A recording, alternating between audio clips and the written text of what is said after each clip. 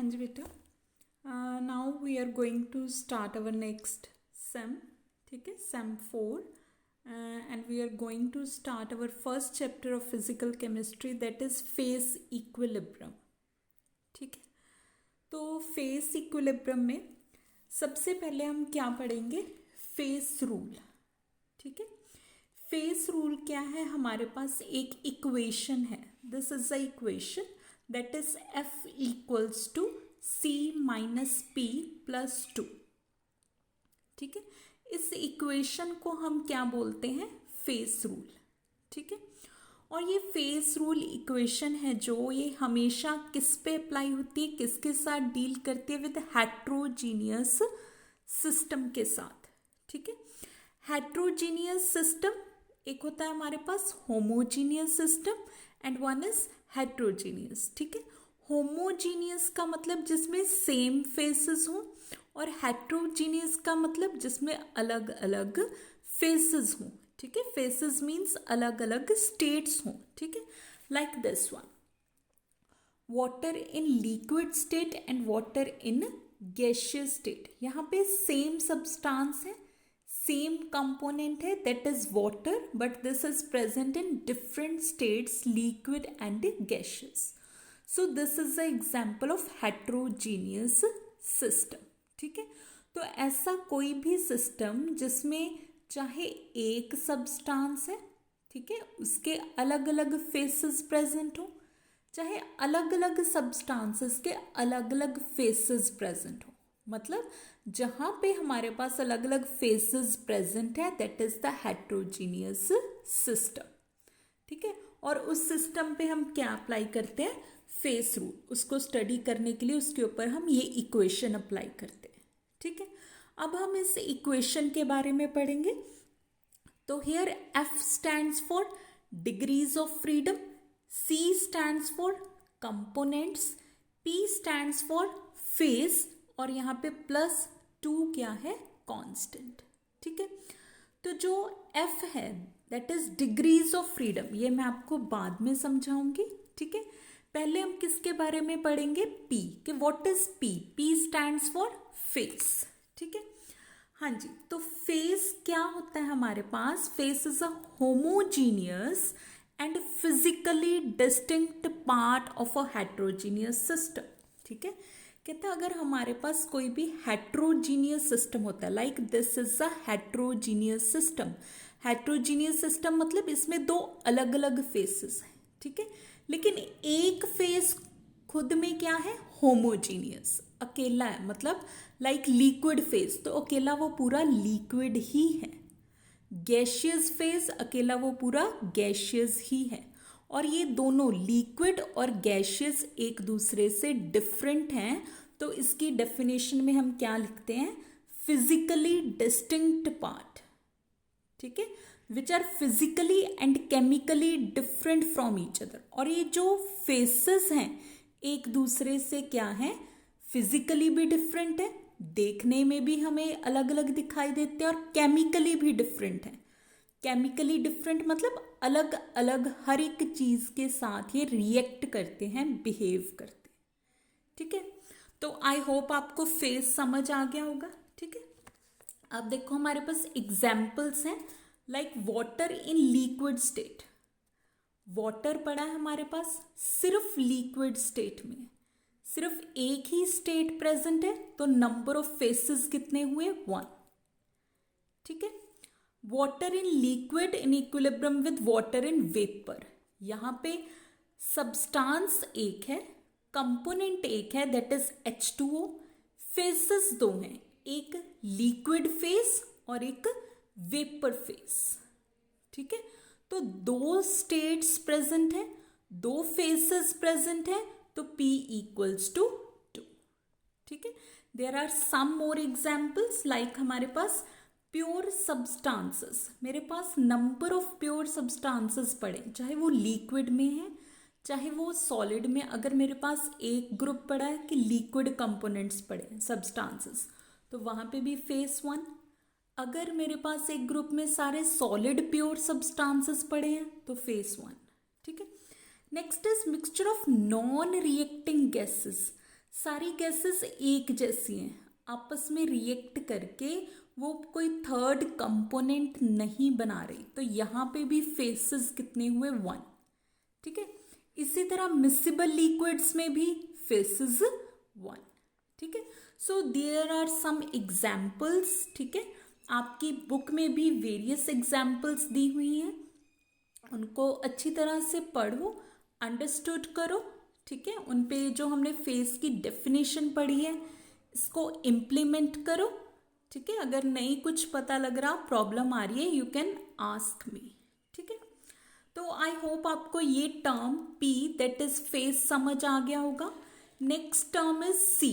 What is C stands for? यहाँ पे सी का मतलब है कंपोनेंट्स। ठीक है, तो कंपोनेंट को हम कैसे डिफाइन करेंगे? कंपोनेंट क्या होता है? Component is minimum number of independent chemical constituent. ठीक है, किसी भी सिस्टम में मिनिमम नंबर, जितने कम से कम क्या है हमारे पास, कॉन्स्टिट्यूटेंट्स प्रेजेंट है, या मैं कहूँ कि सब्सटेंसेस प्रेजेंट हैं।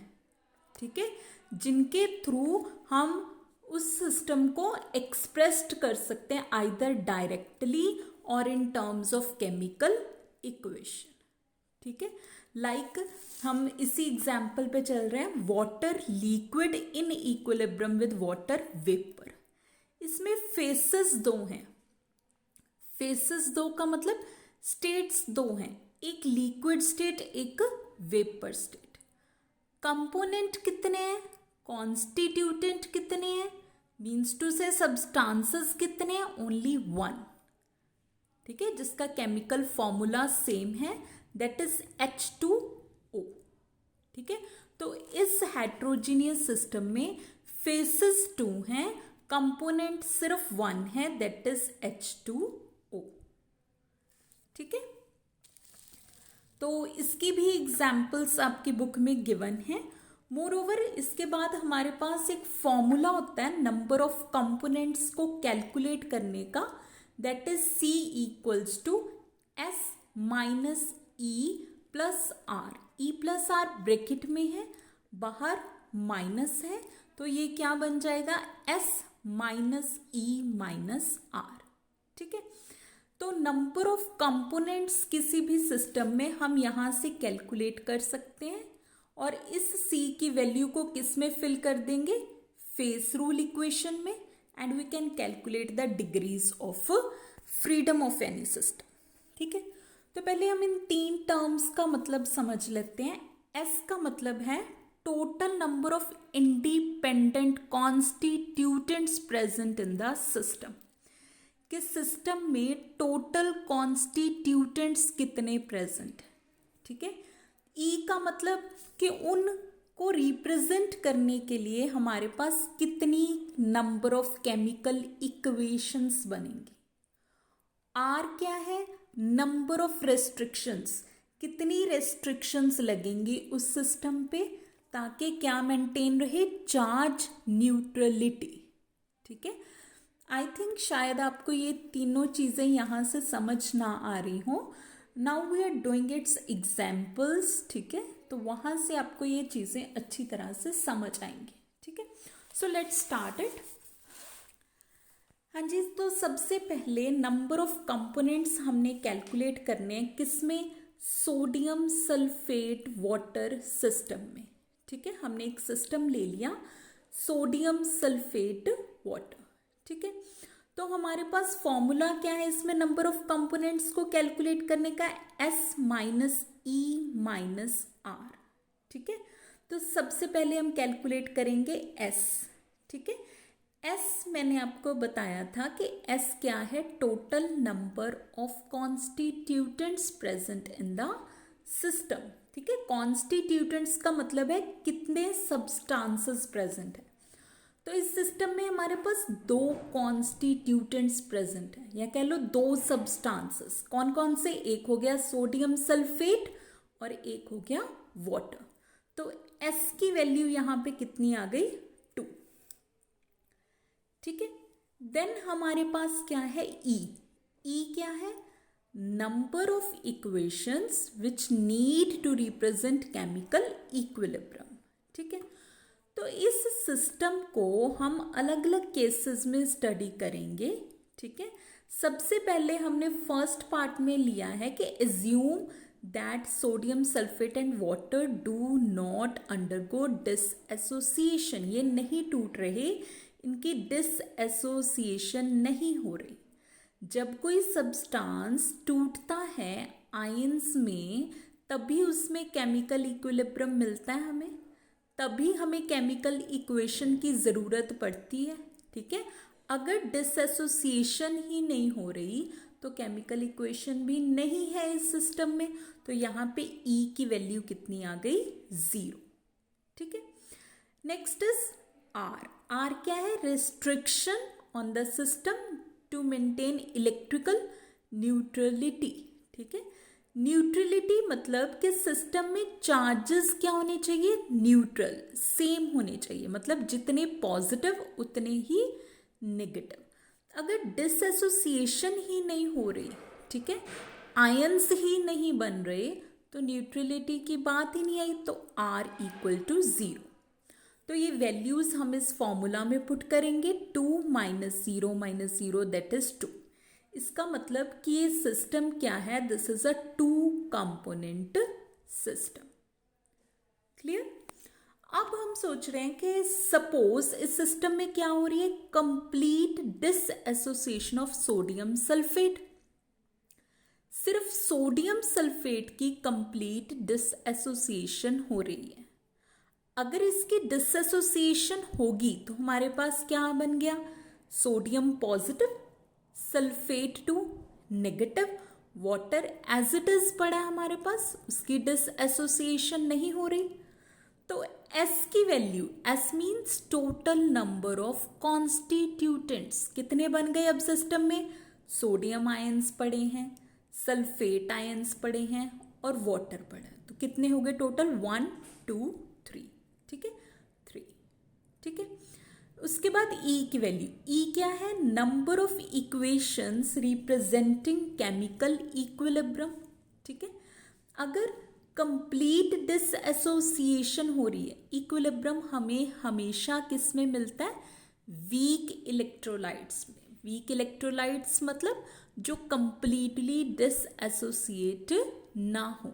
लेकिन जब कंप्लीटली डिसएसोसिएशन हो गई, मतलब सोडियम सल्फेट सारे का सारा इन आयंस में टूट गया, ठीक है, तो no equation, no chemical equilibrium. ठीक है, तो कोई इक्वेशन नहीं है सिस्टम में, E इक्वल्स टू 0। अब रेस्ट्रिक्शंस हमें किस पे लगानी पड़ेगी? इन 2 पेयर्स पे। ठीक है, यहाँ पे 2 नेगेटिव है, पॉजिटिव, तो कितने सोडियम बनेंगे? इतने सोडियम बनेंगे एक मॉलिक्यूल में से कि इसको न्यूट्रलाइज करें। ठीक है, मतलब सोडियम सल्फेट की हमेशा हम अमाउंट उतनी लेंगे सिस्टम में कि ये न्यूट्रलिटी मेंटेन रहे। ठीक है, तो एक पेयर है, एक रेस्ट्रिक्शन है हमारे पास जिसपे हमें न्यूट्रलिटी को मेंटेन करना होगा। ठीक है, so here R equals to 1। तो हम वैल्यूज पुट करेंगे, 3 - 0 - 1 इक्वल टू 2। मतलब again this is a 2 component system. ठीक है, नेक्स्ट हमें बोल रहा है कि सपोज अगर इन दोनों की डिसएसोसिएशन हो रही है, दोनों की डिसएसोसिएशन होगी, कंप्लीट यहाँ पे कंप्लीट वर्ड ने यूज किया, मतलब सोडियम सल्फेट भी हमारे पास थोड़ा सा एज इट इज पड़ा है, आयंस भी पड़े हैं, इसी तरह वाटर भी पड़ा है, H positive and OH negative भी पड़े हैं। ठीक है, तो यहाँ पे S की वैल्यू 1 2 3 4 5 6, कितनी हो गई? 6। ठीक है, इक्वेशंस अब किस किस में इक्विलिब्रियम मेंटेन हो रहा है? एक तो सोडियम सल्फेट के लिए, एक वाटर के लिए, तो 2 केमिकल इक्वेशंस हमारे पास आ रही हैं to maintain the chemical equilibrium. So E equals to 2। Neutrality, एक तो हमें इस पेयर में न्यूट्रलिटी मेंटेन करनी होगी और दूसरा H positive equals to H negative, तो R इक्वल्स टू 2। ठीक है, तो ये वैल्यूज भी हमने इसमें पुट कर दी। अगेन हमारे पास क्या आ गया, this is a 2 component system. ठीक है बेटा, तो एग्जाम में लाइक आपको दे दिया कि कोई भी सिस्टम कि सोडियम सल्फेट वाटर सिस्टम के नंबर ऑफ कंपोनेंट्स कैलकुलेट करो, दिस वन इज इम्पॉर्टेंट। ठीक है, इसकी प्रैक्टिस करनी है आपने, ये चीज़ आपको आनी चाहिए, this is a basic. Next MSc में भी आपको थोड़ा सा ये पार्ट यूज़ होगा, so it would be better कि आप इसको अच्छी तरह से अंडरस्टूड करो, इसकी प्रैक्टिस करो। ठीक है, you know how to find the number of components in any system. ठीक है, तो एग्जाम में आपको लाइक अगर कोई भी सिस्टम आ गया, अगर उसके साथ कोई कंडीशन दी है like sodium sulphate water system को एक्सप्लेन करो, ठीक है, assuming that sodium sulphate is dissociating, तो आप सिर्फ ये वाला केस कंसिडर करोगे। ठीक है, अगर कुछ नहीं लिखा तो उसका मतलब नो डिसएसोसिएशन। जनरली ये क्वेश्चन आपको 1 मार्क में आता है। अगर ज़्यादा मार्क्स में आ रहा है, ठीक है, अकॉर्डिंग टू मार्क्स हमने पेपर अटेम्प्ट करना है, ठीक है, तो उसमें क्या है, आप तीनों केसेस डिस्कस करें। ठीक है, क्लियर? तो बेटा इसके नेक्स्ट सम मोर एग्जाम्पल्स आपकी बुक में गिवन है, सॉल्व्ड भी एज वेल अनसॉल्व्ड भी, तो आई होप ये आप कल तक ट्राई करो इनको। ठीक है, if you have any problem, कल मैं लेक्चर में आपसे एक प्रॉब्लम इसकी सॉल्व करवा के देखूंगी। ठीक है, ओके बेटा।